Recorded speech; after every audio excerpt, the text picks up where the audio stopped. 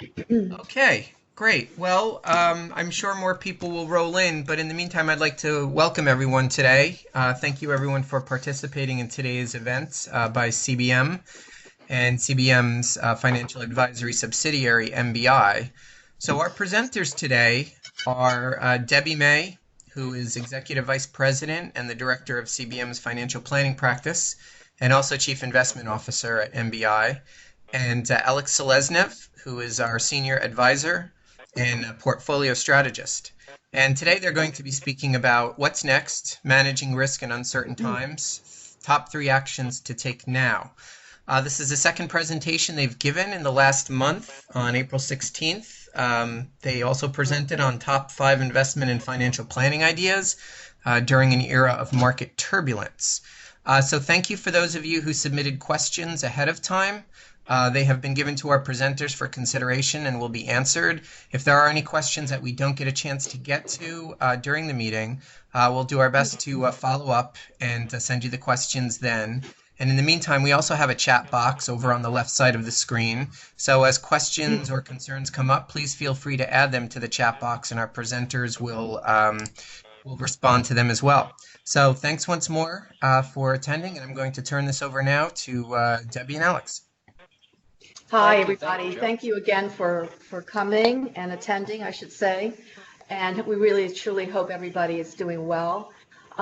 We just want to say that, this is not intended to be specific investment advice, as you can imagine, for anyone in particular. Everyone's situation is different. We can't really address specific investment ideas, but we are going to cover some new ideas from what we addressed last time in terms of what's going on now as we see it. And we actually put this together pretty quickly. We waited till close to this time so it could be more on the pulse of what we're thinking. So who is MBI? Just quickly, May Barnhart Investments. We're a subsidiary of CBM. And we basically do fee-only investment management work, assets under management, which we also include comprehensive financial planning, where we can go over, obviously investments, education, insurance needs, tax planning, talking about estate planning, obviously retirement planning, which is, for most people a big one, where we're figuring out, what do you need by a certain age? How is it going to last? How do we think about it? How do we take out distributions when that time comes? And then lastly, we do financial consulting, which is under CBM, where we can still do investment advisory. We can do all those things I just mentioned in terms of financial planning, ask questions, and we do that by the hour. So you can obviously go to our website. Next slide. Oh my goodness. This is my husband, Jeff May. He wouldn't take my advice and take breaks. I told him, look, we've got to get away from this computer, and now he's zoomed to death. So actually, he's doing better now. He's recovered from this, but yeah, that's where we are. That's definitely Jeff. With a little more hair, I would say. Just a little more hair, maybe no hair tie. Has grown in quite nicely. So next slide.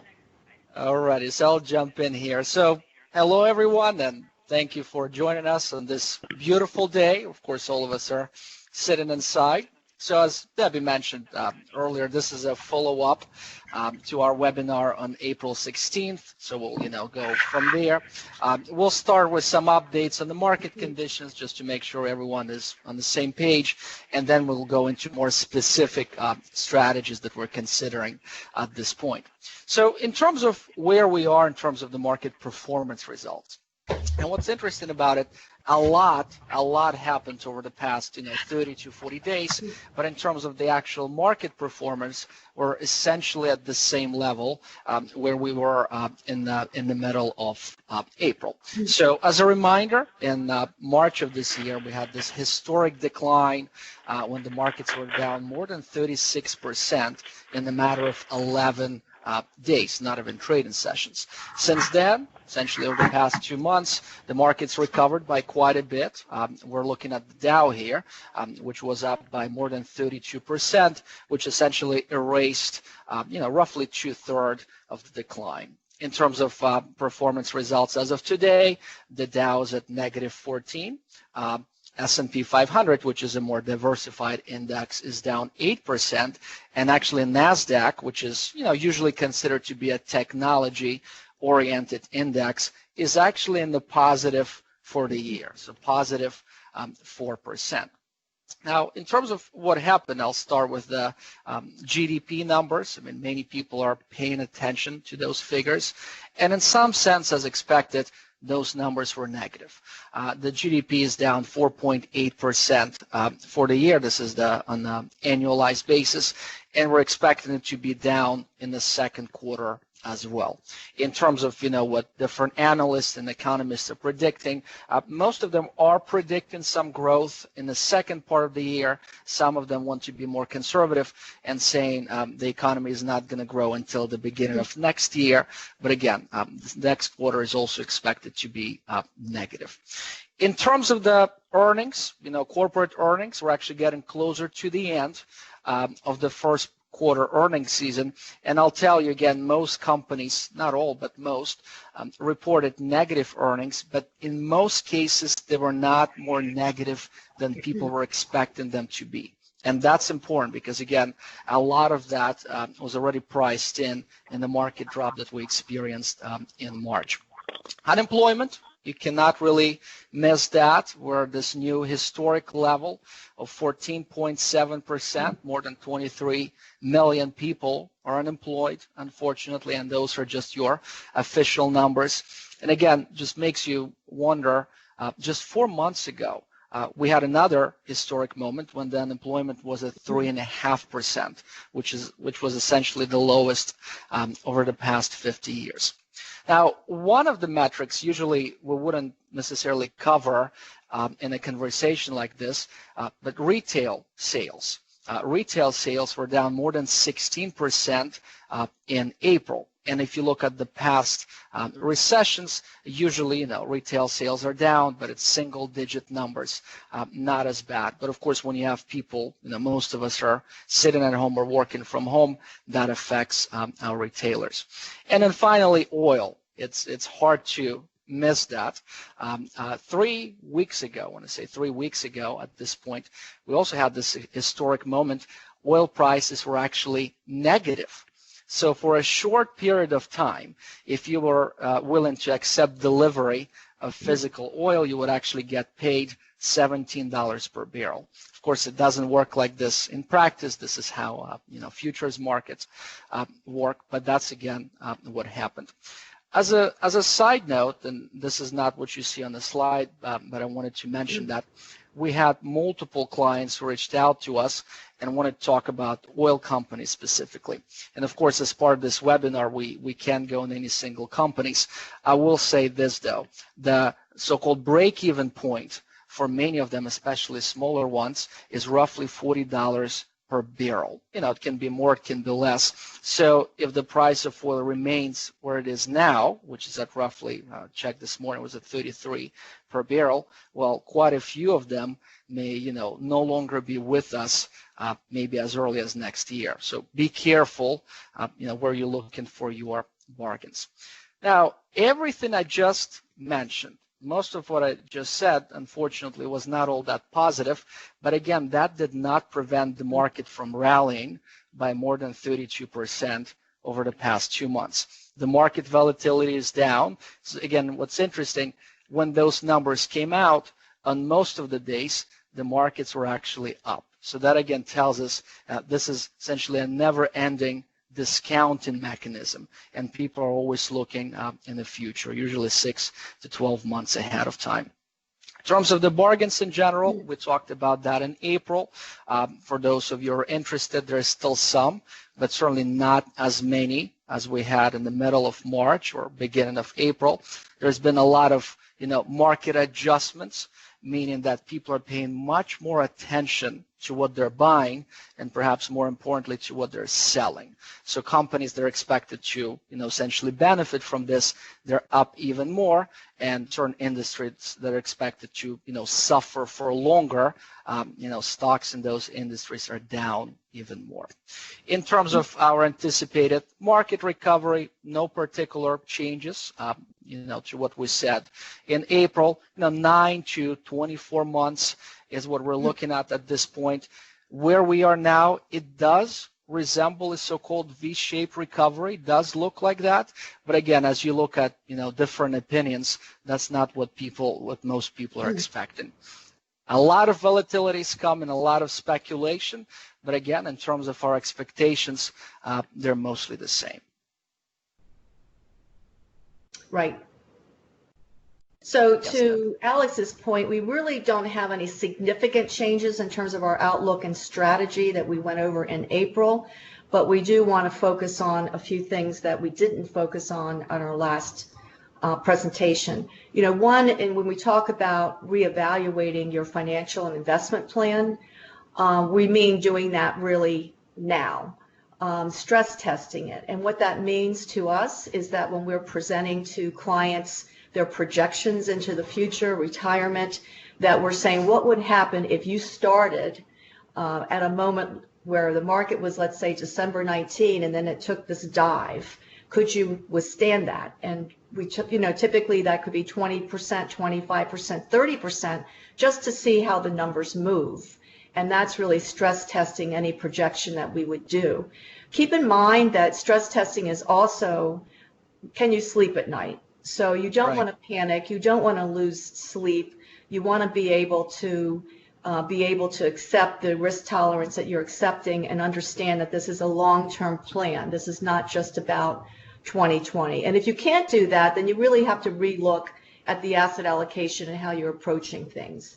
And we'll talk a little bit about some of the pros and cons of being conservative in a few minutes. I mean, and understand that this is not the last time that this is going to happen. That's right. We went over history the last time. We know the history of markets going up, markets going down, the pandemics that went on. This is not the last time in our, let's say, 30 plus years going forward that we're going to, run into this kind of a situation, whatever that situation might be.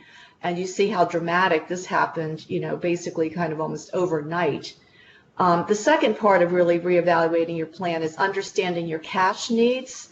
And that is not just, what do I have in the bank? Does that feel comfortable for now? It's really about your withdrawals. It's really about when are you planning on taking this money out? If it's something you need in a year, in our opinion, the market's not really appropriate. If it's 5 years, then you're sort of maybe 7+ years, then you have time on your hands to go through, this kind of volatility. The third thing we wanted to mention is really looking at your expenses, not necessarily to cut your expenses, but to get some comfort level with how you can ride through a storm like this. And one is to just look at your fixed expenses. What do you really need to get by? What does it cost for your housing, your utilities, basic food, your medical, the gas for your car once you can drive again, any debt payments, and just really try to segregate that so you can say, geez, even in a down market like this, I can cut back on my discretionary expenses for a while. It's not forever, right? So you can get some comfort level with that in terms of riding through a period of time like this. Now, in terms of strategy, the first thing we're saying is that if you're comfortable with your financial plan and that you have looked at this long-term and what your needs are short-term, stay fully invested. There's no reason to be jumping out of the market and trying to time the market to jump back in. Just stay the course. Stay with your long-term plan and stay fully invested while we're going through this time. As you can see from the roller coaster we've been through day in and day out, it's impossible to judge what's happening on a day-to-day basis. Also, look at your uninvested cash. So if you have some cash and you have the opportunity, and I'll say excess cash beyond your needs and your withdrawals, then you want to go ahead maybe and cautiously go ahead and invest that over time. Our general thinking is just kind of dollar cost average it in, go slow, take baby steps, but that's how I would do that. I mean, it's not that we say we're at the bottom of the market or that we couldn't have a rebound or that we couldn't have another dip in the market. Obviously, this is all around the vaccine scenario and the fallout and what the government's going to do. So just kind of tiptoe in and do it on sort of a regular ongoing basis for that cash. And then the last thing I'm going to say that we're really going to focus on now is your fixed income allocation. No one's that interested in talking about fixed income generally. The market is more of an interesting stock market, I should say, of an interesting subject matter. But right now, I'm going to say it's different. And your fixed income bond allocation, you should really be looking at it now just in terms of your maturities, what the interest rates are, and what we think is going to be happening going forward. Alex? That's right. And one interesting statistic, I just thought I would mention this. So anytime the market, drops and it hits the bottom, so to speak, and recovers by more than 60%, again, that's a statistical calculation, there's only a 6% chance of the markets retouching the previous bottom in the same cycle. Again, is it possible that we'll hit it again? Absolutely. But apparently there's only a 6% chance of that happening. So this leads us to, in some sense, this overreaching idea for our discussion today. We, of course, have a lot of clients who, live off their portfolio, or they basically use it for their living expenses in addition to their pension, to their Social Security. So where we are now, and especially where we see in this, let's refer to it as post-coronavirus world, it is very possible, potentially even probable, that the income that you would get from your stocks in the form of dividends would be either equal or potentially even higher than what you would get from the bond portion of your portfolio. And we'll again talk about this in detail. So let's compare this to, I would like to refer to them as basic portfolios. You have your balanced allocation, 50% stocks and 50% bonds, and you have your more growth-oriented mix of 70% stocks and 30% bonds. So the first two lines here, in terms of the risk and long-term growth, hopefully, it would not be surprising to anyone who is listening to this webinar. A portfolio that has more in bonds would be less volatile in the short run, but at the same time, in the long run, you would expect a higher rate of return from your stock portfolio. Not so much on the income side. What we've been noticing over the past, 12, maybe even 18 months, and especially now, even after more than 50 companies in the S&P 500 either reduced or eliminated their dividends, there is still a lot of potential to generate more income from the stock portion of your portfolio, assuming, of course, you're investing in companies that pay dividends. In addition to that, which is in the context of our presentation today, for those who are, considering inflation, again, we'll talk about that, portfolios that have more in stocks are usually better protected than those that have more in fixed income or bonds. So let's dive into this. So what you're looking at, and I'll make this statement, and then we'll go over this in more detail. Given the market sell-off that we experienced in March, and actually in the beginning of April for certain sectors, the yields on municipal bonds happen to be higher than corporate bonds of approximately the same maturity and approximately the same quality. And that, again, creates an opportunity for some of our clients. So the printout, or the snapshot, I should say, that you're looking at here is what we would be looking at when we buy bonds for our clients, when we construct our bond ladders. So I'll start with certificates of deposit. These are your very conservative cash-like investments. A one-year CD will earn you 0.3% at this point. If you stretch it to 3 years, you're looking at 0.55%. I'm sure you can find some deals. There are some banks that would give you a better rate than that. But in short/intermediate term, would expect those rates to go down as well. Mm-hmm. Now, if you look at the U.S. Treasuries, it's considered to be the safest investments out there. 3-year Treasury, and by the way, this is as of last Friday, would pay you 0.2%. 10-year Treasury, 0.65%, and then if you decide to lock in for more than 30 years, actually 30 years I should say, it's 1.3%. We'll talk about inflation in just a moment, but currently it's at 1.5%. So by buying those types of investments, you would essentially be losing the purchasing power of your dollars. Now, before we go into corporates and municipals, I'll just take a step back here. So there are different agencies that rate, bonds, corporate bonds and municipal bonds. So what you're looking at here, these are your investment grade bonds. So AAA and AA considered to be high quality investment grade, and then single A and triple B, which you don't see the triple B bonds here. They're your medium grade, but also investment type bonds. Now, anything that is double B or below is considered to be below investment grade, or simply put, junk bonds. So one of the questions for one of the participants wanted to know if it makes sense to invest in junk bonds at this point.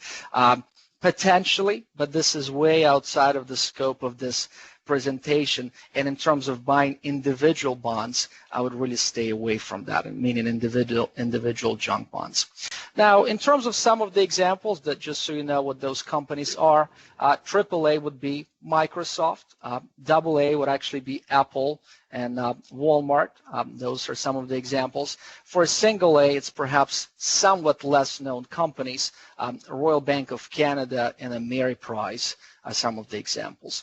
In terms of municipal bonds, of course, it goes by state, by municipality. I'll tell you, good news for us is that most bonds in Virginia and Maryland are considered to be investment grade bonds. But again, it depends on the county. Now, when you compare municipal bonds with corporate bonds, what you need to do first is to calculate, which is very easy, your tax equivalent yield. So what you would do, so let's start with this AAA rated muni that pays 1.2%. You would divide that by 1 minus your tax rate. So let's say I'm in the 33% tax bracket.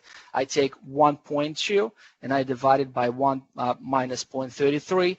That gives me 1.85%. Right, Well, that's federal and state taxes in most cases, unless you get a state tax-free muni. That's right. Yeah. That's right. So that's almost 4 times better than what you would get from a corporate bond. You look at your AA, you look at your single A, and it's better in pretty much all cases. Again, this is a unique situation. We essentially stopped buying municipal bonds last year because it was the exact opposite, and the difference was essentially the exact opposite. It was 4 times. So now we're looking into this again. Now, one idea, which is again outside perhaps of the scope of talking about bonds, is the idea of paying off your own debt. So if you have a mortgage at 4%, we talked about refinancing your debt in our previous webinar, but perhaps you should consider using some of your fixed income to again pay off your debt, and as a result of that, improve your cash flow.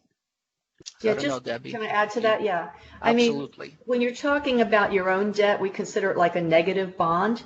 So if you're especially a conservative investor and you want to have more in fixed income or bond-like investments, paying down debt can be sometimes more of a sure thing, or even paying down partially on a mortgage. Right. Or other debt that you might have. And as long as you have enough liquidity, I mean, you always have to keep that in mind because you want to have enough liquidity for all of your cash needs. And when we were talking about that excess cash that you might want to invest, again, if you're more conservative, do be looking at your debt situation. Absolutely. Yes. So here's where we are in terms of, dividends from different stock funds. Of course, there are hundreds of different stock funds, but we're just using some of this as an example for our discussion today. So we'll start with the S&P 500, your, plain vanilla index. Currently pays 1.94% or close to 2% as of last Friday. The S&P was actually down 11% as of last Friday. Then you have these two, I would refer to them as interesting categories of dividend-paying stocks. You have your so-called high dividend yield paying stocks that currently pay close to 4% in dividends. And it's very important, this is your current yield that's already adjusted for the dividend decreases, or some of the companies actually eliminated them this year. So we're already adjusted for that. What is important here is that anytime you see a company or you see a fund that pays that much, you always want to question why is that the case. So in this particular category, you have more mature companies. They don't necessarily have that much growth in front of them, so they use most of their cash flow to make dividend payments. As a result of that, they actually become less defensive in times of market volatility because, again, their growth is quite limited. That's one of the surprises. We're actually surprised by that in March, and again, the beginning of April, a lot of those companies were down much more than companies that paid no dividends or paid small dividends. So the second group here, these are your also more mature companies that pay dividends, but they're still growing. And what they're focusing on increasing their dividends over time, or dividend appreciation companies. They have some growth potential ahead of them. They have more flexibility in terms of paying and especially increasing those dividends over time. Those types of companies actually perform much better, again, in times of market volatility. So that's a potential focus in terms of investing your funds in the future. The reason you see utilities here in technology, this is just as a benchmark. Utilities are very much, they're considered to be fixed income proxies. They were down 16% as of last Friday. And then technology companies that, again, usually don't pay that much, they're up more than 1% as we speak today. So where I'm going with all of this, when we have our semi-annual meetings with our clients, or we work with our new clients who need income from their portfolio, we're asking ourselves these questions. What is better? Invest in stocks, treasuries, maybe corporate bonds. Of course, your risk tolerance, your actual cash needs are very important, but these are some of the decisions that we're perhaps rethinking at this point. Yeah, and it's really amazing to me how much the strategy for fixed income has changed in a few years. It's been all over the spectrum of money market funds, what they were paying, some over 2%, CDs back not maybe a year or so ago paying 2 point something percent. These are short-term CDs, and then of course, that's right. Going to bond funds, the shorter-term bond funds where they were able to deal with the potential for rising interest rates. So it's been we've been spending a lot of time on the fixed income piece the past few years, I would say. Right. So the next thing I was going to talk about is inflation. And just a little bit of, this is just a little bit of history and numbers here, but the CPI, the Consumer Price Index concept goes back to 1913. That's when it was actually started, and that was by President Wilson at a time when there was 17% inflation going on, and it was during World War I. So that's when it started, and if you ever wanted to Google it, you can actually see the entire time period from 1913 to current. But just to give you something, sort of more recent, and what's happened, by decade, if you will, and this is average annual inflation during those decades. In the 1970s, the average was 7.3 per year, which is just amazing to think about. 1974 and 1979 were over 11% in those years, and 1980 kind of capped us out at 13% before the inflation rate started to come down. And you might remember during that time period the gas shortage. So we had a lot of demand and not a lot of gas, and had to actually wait in gas lines, at gas stations, for those of you that can remember that.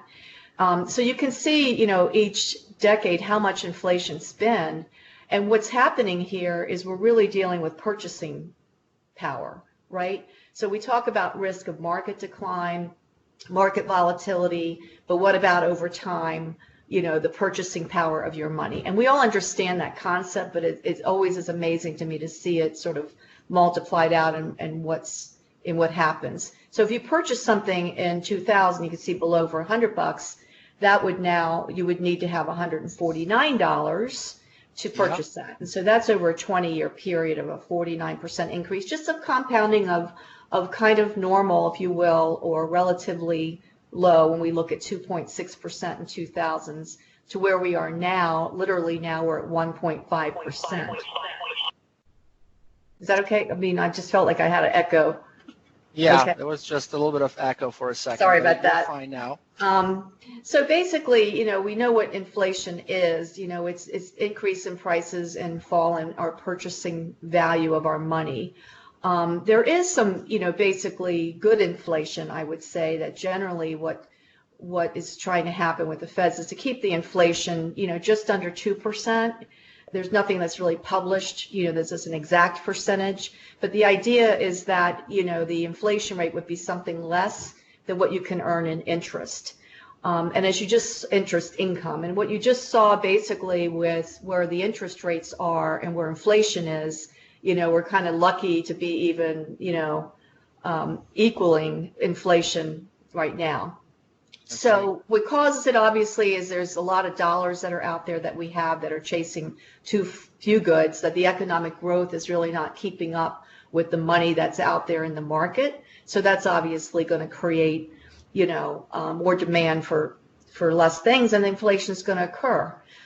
Right now, in the short term, we have the potential for just the opposite, and that's deflation. We say potential because anything can happen that can change that up a bit. But basically, during a recession period, you do have that potential that prices would actually deflate.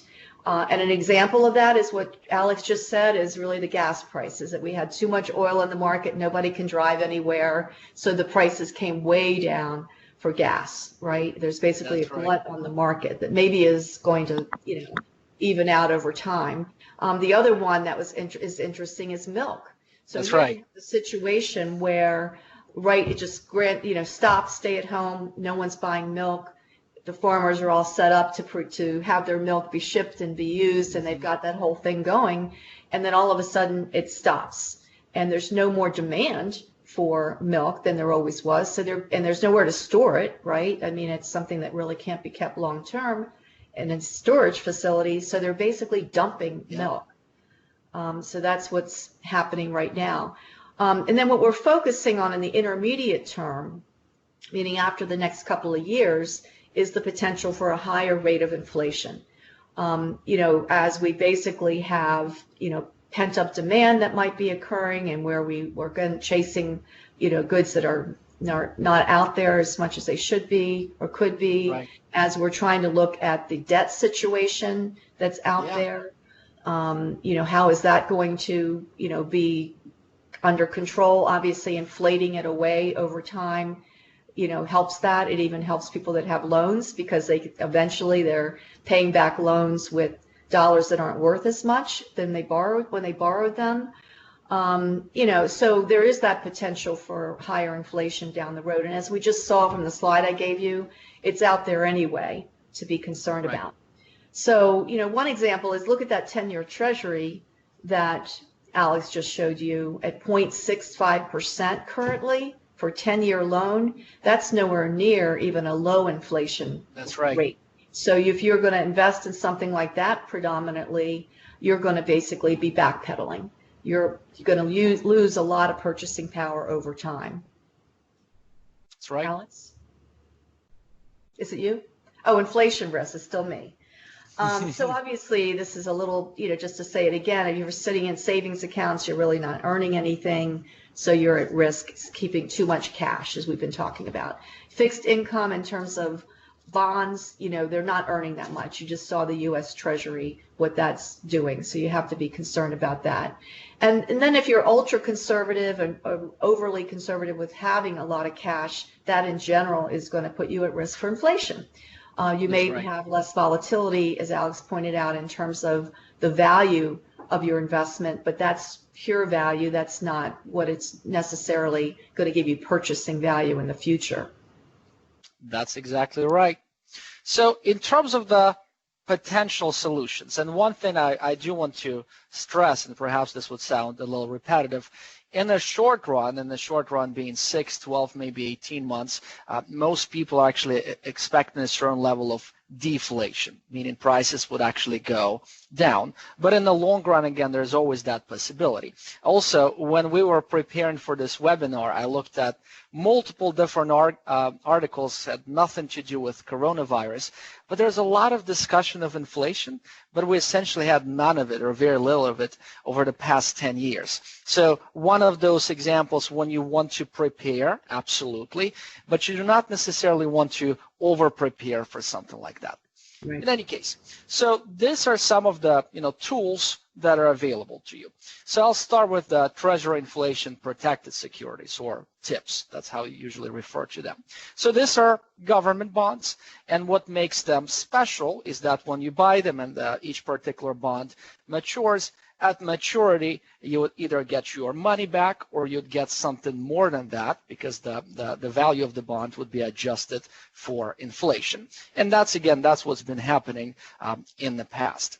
Now, what many people actually do not know is that the interest payments on TIPS, then they pay semi-annually, actually go up or down depending if we're experiencing any inflation or deflation. So again, in the short run, if you're looking for more income, you would actually be surprised. You would either get paid the same amount or potentially even less. Now, there's been a lot of demand for TIPS. As a result of that, if you ever try to purchase them in your account or when we buy them for our clients, you almost always buy them at a premium. And as a result of that, your actual yield would be relatively low. Those that mature within 5 years, I looked at this actually yesterday, you would get less than 0.5% in terms of yield. Those that mature in more than 15 years, long-term TIPS, you would get a little more than 1% at this point. In terms of their performance results, again, these are bonds, so they tend to perform relatively well in times of market volatility. Short-term TIPS are up 0.5%. Long-term TIPS, just like long-term bonds, are up more than 16%. This leads me to a very important observation. Perhaps some or many of you know there is this inverse relationship between interest rates and prices of bonds. As interest rates continue to go down, this year and in the past, the prices of bonds went up. If we ever go in the other direction, which is not probable again in the short run, but potentially at some point in the future, there's again the opposite of that. That's one of the dangers of buying long-term bonds in general. In terms of gold, physical gold and gold funds, we're not necessarily going to focus on physical gold here, even though when I was preparing for this, one of my former colleagues actually keeps more than half, probably even more than that, of his wealth in physical gold, and I remember discussions on that. One thing I'll say, it's difficult to store, especially if you have a lot of gold, and if you ever try to buy or sell it, usually there's a pretty significant transaction fee. So be careful if you don't want to go in that direction. In terms of adding gold to your portfolio, well, that's relatively easy to accomplish. You have multiple funds, actually not that many funds, which makes it, relatively convenient. And essentially, gold serves three purposes. It's a good way to diversify your portfolio just in general. It's a good hedge in times of market volatility. As you can see on this slide, gold is actually up more than 11% as of today. And of course, in the context of our inflation discussion here, it tends to keep pace with that. As you can see, the annualized rate of return on gold is 3.3% over the past 10 years. Just so you know, again, the market is up more than 10 over the past 10 years, and bonds are up slightly below than 4. So it actually underperformed those types of investments. Right. One of the issues is, of course, gold generates no income. So if you ever decide to, keep, half of your portfolio in gold, well, it's not going to produce anything. And then if/when we actually experience some economic growth, well, you would not necessarily be participating in that. At least that hasn't been the case in the past. Short-term bonds, or specifically the idea of constructing short-term bond ladders, is something we've been doing for our clients for years now, actually. In terms of where we are now today, which is May 20th, one of the issues here is that if you construct a ladder like that today, your income would be relatively low. You're really looking at 2%, maybe somehow, some way. It's going to be slightly more than that, again, 1 to 5 year ladders. One of the advantages of this is that if, or potentially when, we have more inflation, usually interest rates would go up as well. That's usually the case. So you would be able to reinvest at a better rate. That's one of the reasons we prefer to keep our bond allocations short. And then finally, again, without necessarily going into much detail, stocks. It really depends on what types of stocks you buy, but those that are more mature and dividend paying, and especially those that grow their dividends by 4, 5, 6% can also be a good solution here. So in summary, what we do for many of our clients, we actually take into consideration all of this and use, 2, 3, maybe even all of these solutions, depending, of course, on the specifics. Right. Debbie? Okay, so top 3 ideas that we had for now. I remember the last time it was the top 5 financial planning ideas, but one obviously that we've been talking about is reviewing your bond investments. Extremely important, a really good time to be thinking about all the things we've been mentioning about what you're doing about your income, what's going to happen in terms of the risk of inflation down the road, and whether it even makes sense to own anything long term, etc. So that's number one, and I don't think people have really been paying attention to that. So that's something to really be doing now. Inflation. So preparing for this potential inflation long term. So even though it's not happening right now, starting to think about what this is going to look like for you in the longer term, and how to make sure your retirement projections and your longer term projections are valid and protected for this. This is what you really need to be doing, and this is what really helps you balance between equities and something that's going to grow and keep up with inflation versus what's going to give you income and protect that income in the shorter run, say 5, 7 years, something like that.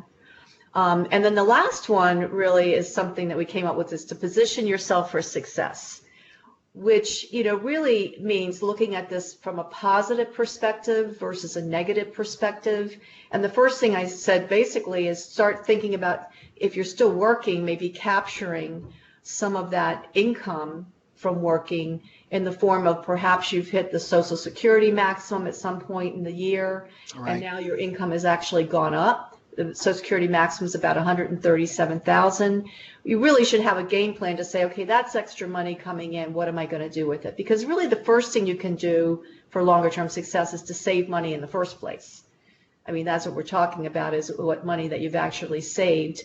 And having a game plan, even outside of talking about the virus or where we are in the market, is always really the first place to look at to position yourself for success. So there's a Social Security maximum that's going to happen for some people later in the year. There's also your taxes in general.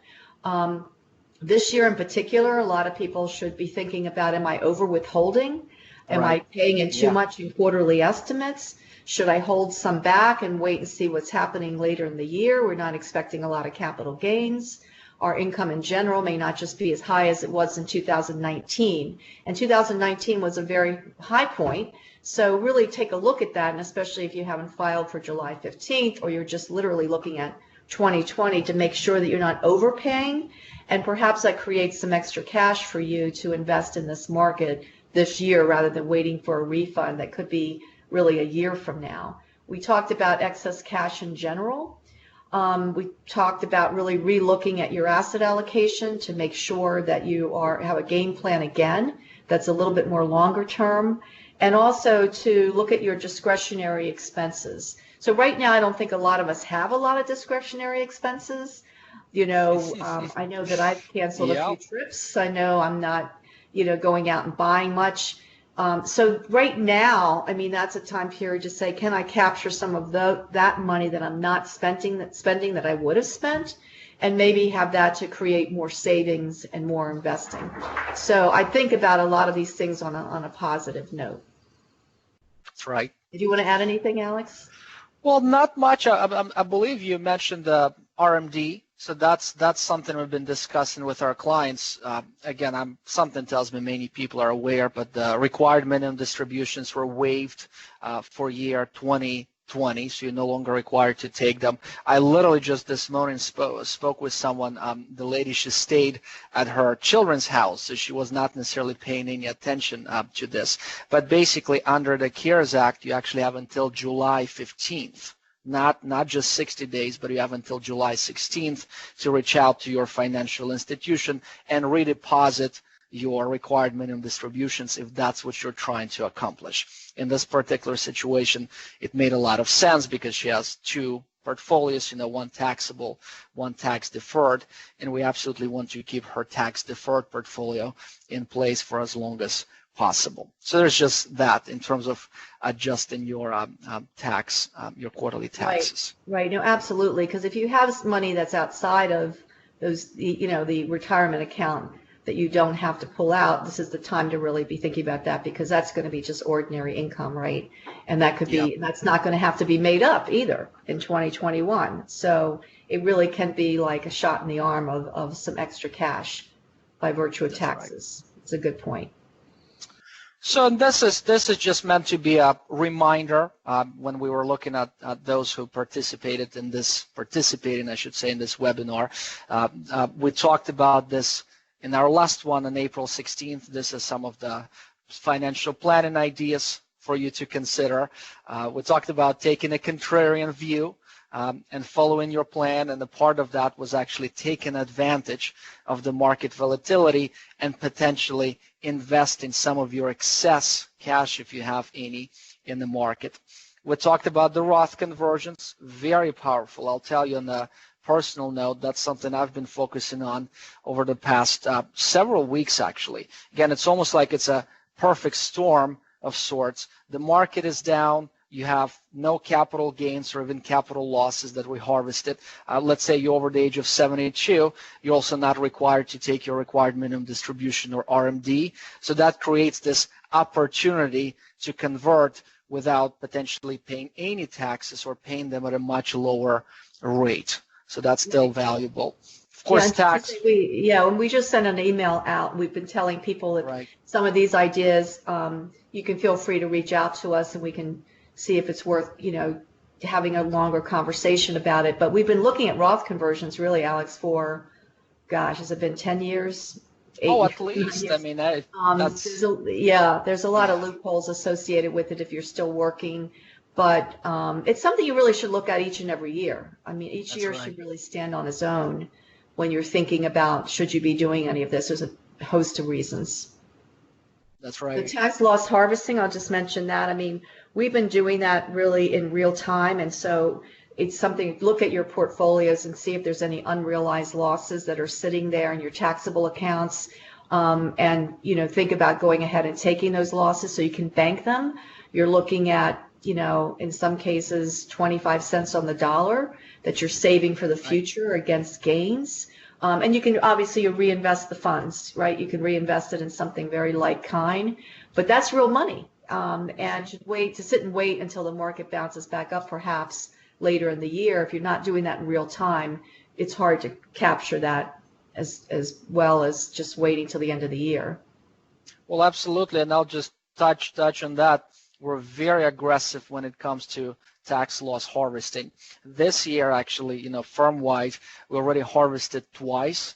I'll tell you, at the end of 2018, in some accounts, which, end of 2018 was a negative time for the markets, we actually harvested 3 times just because of how it worked out. So it's a very powerful tax strategy. In terms of refis, we talked about that. One of the updates, and we talked about this internally and actually with some of the clients, in some cases it still makes sense if you have a higher rate on your mortgage, 3, 4, maybe 5%. But what we started noticing, many banks, they would still offer this to you, like a refi or a home equity line of credit or a HELOC, but at a much higher rate. So I have an account with one of the national banks. I'm not going to mention the name on purpose. So they gave me this great deal at some point in March. I was like, wow, this is incredible. I just got the same special offer the other week, actually last week. It was like 4.5%.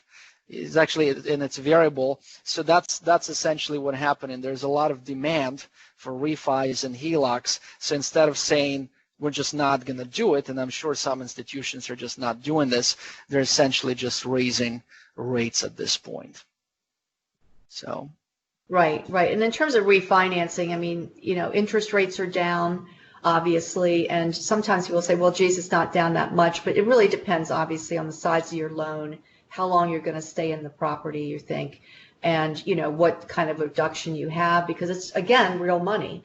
Whether Right. it's going to go lower and lower, again, you can't really time the bottom, but if it makes sense. I mean, I don't know if you, I mean, a lot of people refinanced several times when the rates were taking a nosedive after 2008, and sometimes twice in a year. So we think it's a really good time to be, you know, paying attention to that. That's right. And then, as we've said over and over again, revisiting your cash reserves and your spending on non-essential services. And this is where we were talking about cutting expenses. Like if you're really concerned about things, this is, and you've got time on your hands to really spend a little bit of time and think about things that you know, that are non-essential to you and that you feel like you can cut out of your budget. That's right. And I think, I mean, what questions are we ready to look at some questions? Well, so we have some questions that were submitted to us prior to this webinar, and for everyone who's listening, please type them in the chat box. It's on my left. I'm assuming it's also on your left, but I'll start with one from actually one of our clients. I cannot mention any names, by the way, because this webinar is being recorded. The question, Debbie, is when should I panic? It's short and sweet. Well, you shouldn't panic at all, actually. You should just relook at your game plan and see what your, you know, cash needs are. Again, I feel like I'm saying the same thing over and over again, but there shouldn't be any panic. You should be happy with what you were doing. If you were happy with what you were doing in 2019 and you were moving forward, you shouldn't be panicking now. You have to wait it out. And that's really the best I can say about that. If you're going to panic, then you're going to cash out on a down market, and then you're going to probably miss reinvesting in an up market. That's what tends to happen. I will just add to that, you know, panicking and selling out, that's probably one of those major mistakes that you never want to make. You know, we can talk about your asset allocation, you know, should you be buying Microsoft or Apple, this mutual fund, that mutual fund, but selling in a down market and panicking, that's again a major mistake that would most likely result in the permanent loss of your wealth. Right. So the short answer is never is a good time. Another question here, Debbie. At what point should a person over age 65 decrease risk exposure? Well, the first thing I want to say about that is it has nothing to do with your age. We have some people in their 50s that need to reduce their exposure. We have some people in their 70s that don't. It comes down to how much income are you going to spend. Some people have large Social Security payments coming in. Some people have pensions coming in. Some people are pretty frugal in their spending. So we basically want to take a look at how much you have in the fixed income based on your spending. It's really very custom to you. And if you really go too conservative just because there's an age or some rule of thumb, then you're basically not investing, you're investing money for the next generation very conservatively. Because if you're not likely to spend your portfolio, and we're talking long term, we're trying to grow money perhaps into your 80s and 90s. So we're talking 20 to 30 years. We're not talking 5 years. And if you're doing that, you might also be really focused on the fact that some of the money that you're investing that you're not likely to need. And we're talking with after building in cash reserves, after building in contingencies and conservative projections, you're really investing for the next generation. That's right. So the next question, and I touched on that a little bit, I guess, you know, I'll cover it in some detail now, about high yield bonds. And again, I talked about this, but these are basically your BB rated or below. So we do invest in high yield bonds, and especially for clients who need to keep a lot of their portfolio in fixed income for a variety of reasons, but you have to be very careful about it. One of the observations I made, you have some funds, bond funds specifically, that pay, you know, 4-5% in income, so they become attractive as a result of that. If you look at the underlying holdings of those funds, a lot of them tend to be of, you know, BBB rated bonds. And what happens in those situations, when they're downgraded just a notch to BB, that frequently results in a pretty significant loss in the principal value of those bonds. So you really have to be careful with how you do it. And usually, again, we would invest in funds and different strategies, would not be buying them individually. Right. Another question here, Debbie, how much cash should I keep immediately available? You mean under the mattress? I guess. Well, you know, there's rules of thumb, obviously. I mean, first you should keep an amount that helps you sleep at night. Some people don't want to be below a certain threshold, 10,000, 20,000, 50,000, 100,000, and there's no real rhyme or reason to it other than as a comfort level. Two is anything that you have appropriated, let's say, to spend in the next year. You know, whether you're buying a new car or you need some repairs done on your house or there's some big ticket item that's sort of appropriated money. And then, you know, sometimes you'll hear somewhere between 3 to 6 months of living expenses. And what is that tied to? Well, it used to be tied to, well, what if I lost my job and I need to cushion my spending and I don't want to go into debt. I don't want to have a credit card debt as a result. And what if I was disabled and there's a wait period before I can get my disability money? That's how that really got constructed. But that's generally what people are looking at is, I would say, 3 to 6 months of expenses, maybe a little extra cash for sleeping at night, and what they think they might have to spend on any big ticket items in a year. Okay. So there was actually, here's a question. With regard in refinancing the home, if I'm currently paying 4.5% on my mortgage, is this a good time to refinance, and what would be a good rate with an excellent credit rating? You want me to answer that? Absolutely, please. Well, I would say in general 4.5% is above market right now. If you were to go to bankrate.com or you were to call some independent mortgage brokers, I was just helping somebody the other day look at it, and it also depends on the amount of the loan.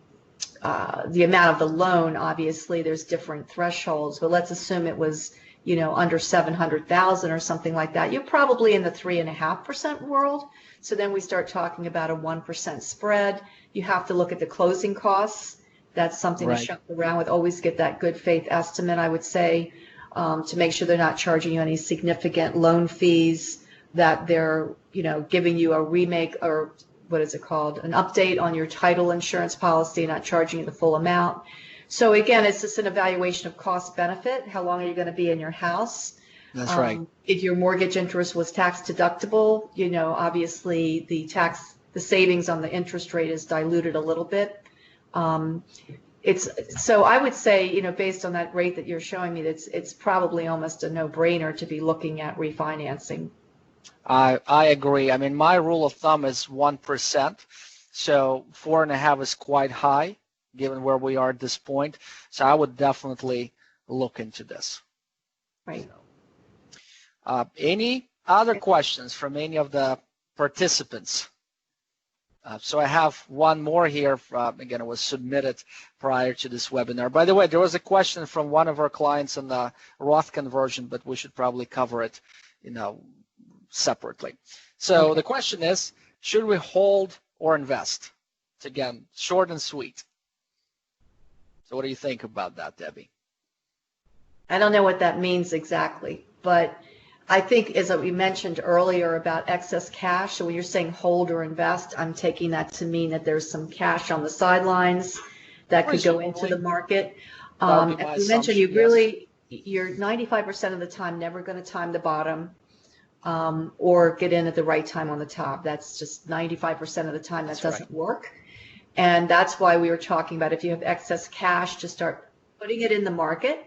And that could be, you know, slowly. I mean, I shouldn't say it should be. It should be slowly. In other words, just kind of dollar cost average it in, and don't really try to time those dips in the market. Absolutely. I would tell you more when we, you know, design our investment plans. Usually, again, the purpose is what really drives it. So if someone comes to us and says, oh, you know what, I really have it, I'm trying to buy a second home for myself, or this is for my child's education, usually would be much more conservative about that. Again, we would invest it, but perhaps over an extended period of time. But if someone comes to us and says, look, this is I just received, some life insurance proceeds, and I'm not going to touch the money for a while, in times of market volatility, would actually frequently accelerate how quickly we invest the money. Again, it's always over a period of time. It's never all at once, but market volatility, historically speaking, created some of the best entry points. It's always scary. That's why it is a good entry point, because it's scary. If it was not scary, then perhaps it would not be the case. You see, so again, it really depends on your specific circumstances. Yeah, I would agree with that. I think time horizon is the big one. Right. Again, as I mentioned, we generally say 5 years or more to be in the market, period. That's right. So that builds in a 5-year buffer right off the bat in terms of market volatility. And I don't think we've had a period of time, maybe since the Great Recession, if you will, that the market was down for more than 5 years. Is that right, Alex? That's right. So 4.5 years is the average for how long it takes for the markets to recover. The last 2 recessions we had, it was actually shorter than that.